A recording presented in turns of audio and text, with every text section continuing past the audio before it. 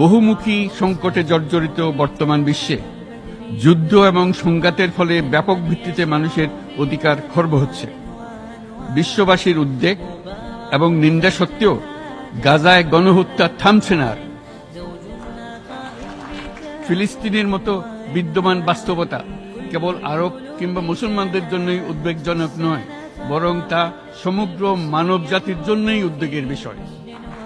একজন মানুষ হিসেবে প্রত্যেক ফিলিস্তিনির জীবন অমূল্য। ফিলিস্তিনের জনগণের বিরুদ্ধে যে মানবতা বিরোধী অপরাধ হচ্ছে তার জন্য সংশ্লিষ্ট সকলকে দায়বদ্ধ করতে হবে। ফিলিস্তিনের জনগণের উপর চলমান নৃশংসতা, বিশেষত নারী এবং শিশুদের সাথে প্রতিনিয়ত যে নিষ্ঠুরতা বিশ্ব দেখাচ্ছে, তা থেকে নিস্তারের জন্য বাংলাদেশ অনতিবিলম্বে সম্পূর্ণ যুদ্ধবিরতির আহ্বান জানাচ্ছে।